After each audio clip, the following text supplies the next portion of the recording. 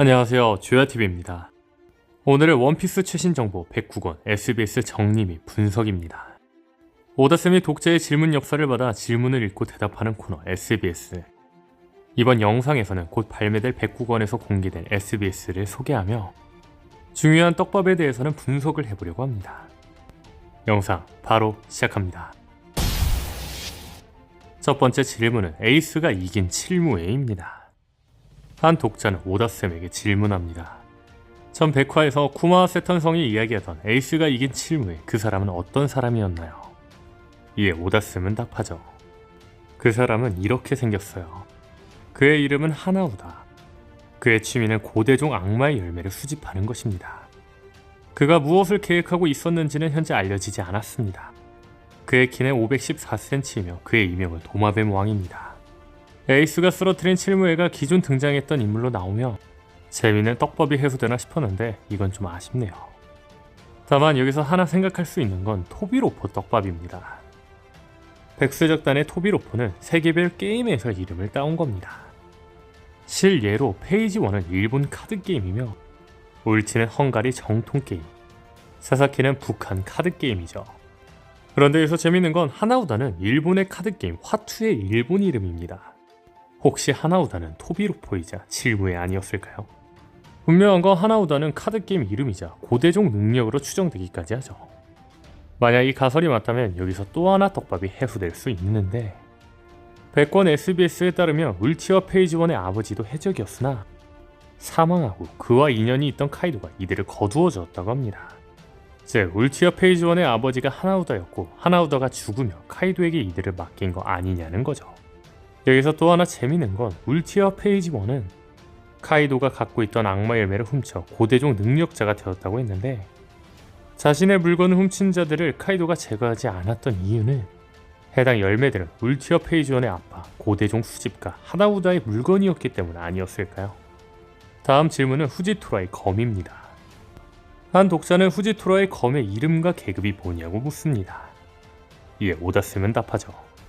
후지토라의 검은 야쿠자 화선이라고 불립니다.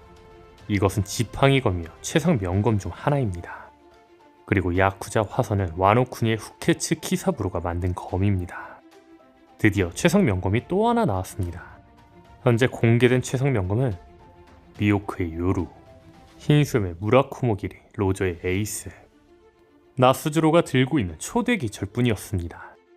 그리고 이제 후지토라의 야쿠자 화선까지. 로저, 흰수염, 미오크, 나스즈라, 후지토라. 최상명검에도 베이지 않는 도플라밍고 3장도. 여기서 또 하나 주목할 건 시모츠키 가문입니다. 이에 대해서는 예전에 이야기한 적이 있는데 후지토라 와노쿠니 이야기가 나온 만큼 간략하게 이야기하자면 분명한 건 후지토라의 행색은 와노쿠니에서 왔다고 해도 과언이 아닙니다. 또한 현재 후지토라의 검은 와노쿠니의 후계즈 키사부로가 만들었다고 밝혀졌죠.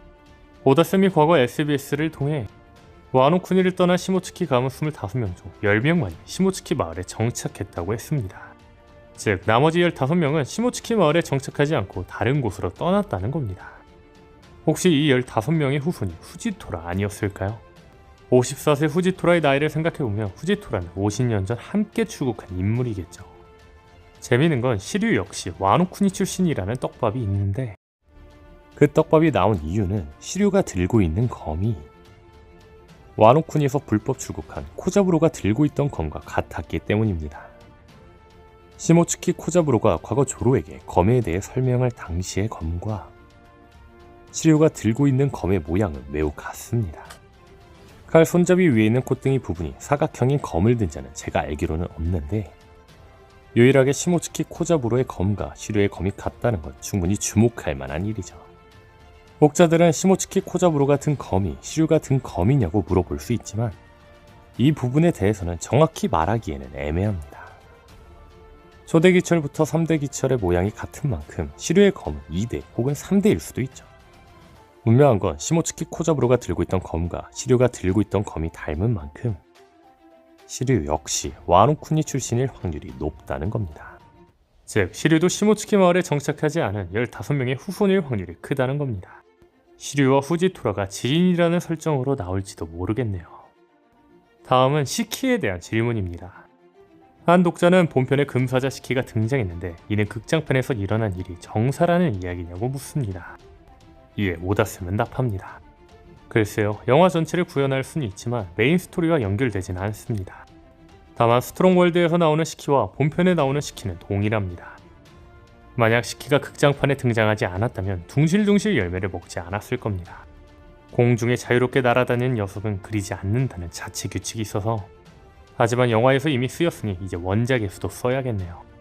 그렇다면 주목할 건 표지 속 등장한 크로코스와 술을 먹던 사내입니다. 현재 이자는 복장만으로 봤을 땐 시키일 확률이 큽니다.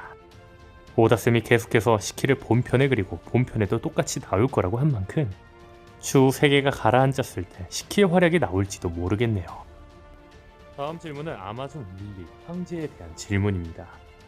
한 독자는 글로리오사는 선선대 황제도 상사병에 걸려 죽었다고 했는데 선선대 황제는 왜 글로리오사는 거짓말을 했냐 묻습니다. 이에 오다쌤은 답합니다. 이것은 오해가 있습니다. 그녀가 말한 건 거짓말이 아닙니다. 선선대 황후도 과거에 상사병에 걸렸던 겁니다. 이 나라의 황제와 전사들은 원인도 모른 채 이 병으로 죽지만 글로리아사는 이 병을 피한 거죠. 그리고 글로리아사부터 행콕까지의 황제 연포효를 그려주는데 선선선대 글로리아사 살아있음, 선선대 사쿠야쿠 살아있음, 선대 토레토마 병으로 죽음, 현재 행콕 일방적으로 사랑에 빠짐.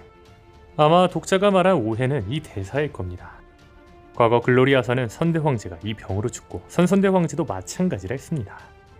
오다쌤이 말한 뜻은 선대 황제는 상사병으로 죽었고 선선대 황제 사쿠야쿠도 상사병에 걸렸다고 말한 걸로 보이죠. 다만 제가 여기서 이야기하고 싶은 건 루피의 엄마입니다. 현재 선대 황제는 드래곤의 아내이자 루피의 엄마라는 추측이 10여 년 전부터 유명했습니다.